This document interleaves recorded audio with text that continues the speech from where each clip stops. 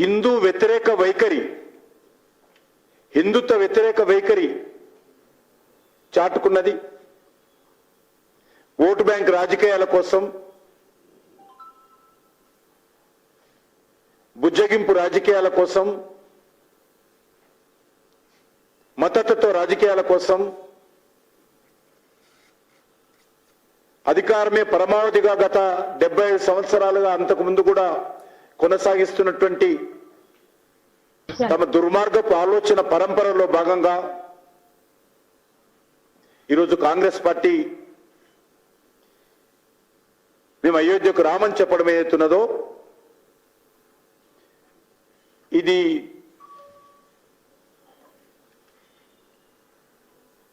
పూర్తిగా కాంగ్రెస్ పార్టీ రాజకీయ దృక్పథంతో తీసుకున్నటువంటి నిర్ణయం.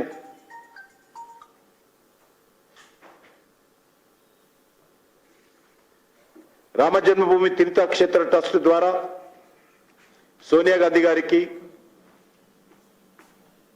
ఆ party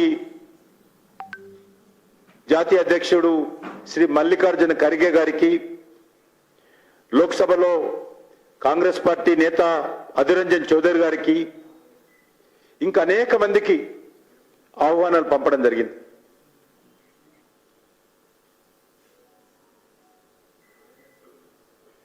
Congress party vote bank అఫీజ్మెంట్ పాలసీలో భాగంగానే ఈ నిర్ణయం తీసుకున్నారని భావిస్తున్నాను. ఎంతసేపు ఓటు బ్యాంక్ పాలిటిక్సే తప్ప, అఫీజ్మెంట్ యొక్క యాటిట్యూడే తప్ప, బుజ్జగింపు విధానమే తప్ప కాంగ్రెస్ పార్టీ ఏ రోజు కూడా జాతీయ దృక్పథంతో వివరించలేదు.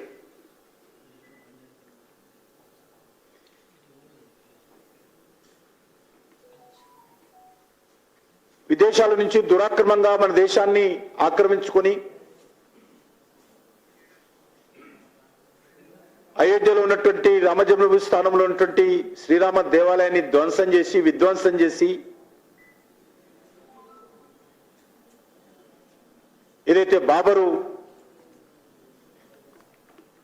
వివరించారో ఆ తర్వాత 550 సంవత్సరాలుగా పోరాటాలు జరిగినప్పుడు ఆ రోజు ఆర్ఎస్ఎస్ లేదు, ఆ రోజు బీజేపీ లేదు, స్వచ్ఛందంగా ప్రజలు చేశారు.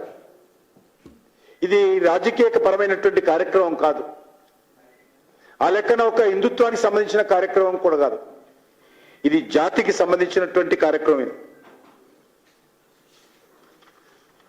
ఇది అయోధ్య అంటే భారతీయ ఆత్మకు ప్రతిరూపం అనే విషయాన్ని కాంగ్రెస్ పార్టీ అర్థం చేసుకోవాల్సిన అవసరం ఉంది.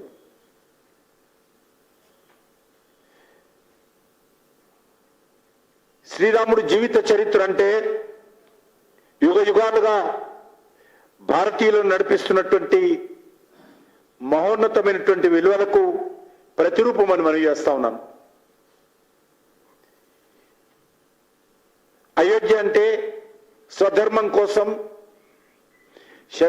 శతాబ్దాల పాటు సాగినటువంటి హిందువుల పోరాట గాథ ఈరోజు అయోధ్యలో మనకు ప్రతి అణువు ఈరోజు వినిపిస్తుందనే విషయాన్ని మనవి చేస్తా ఉన్నాను.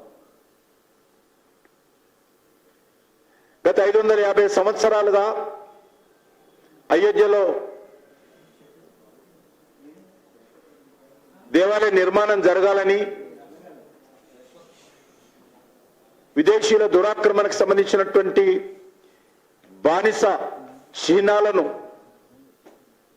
కడిగివేయాలని చెప్పి పోరాటం చేసినటువంటి వేలాది మంది తమ త్యాగాల ద్వారా, తమ తెగిపడినటువంటి కంఠాల నుంచి వెలువడినటువంటి ఆత్మ గౌరవ నినాదాలు ఈరోజు అక్కడ ప్రతిధ్వనిస్తూ ఉంటాయి. 90s లో జరిగినటువంటి ఉద్యమాలలో సరైనదిలో వేలాది మంది అమరవీరుల శవాలు ఏవైతే సరైనదిలో దర్శనమిచ్చాయో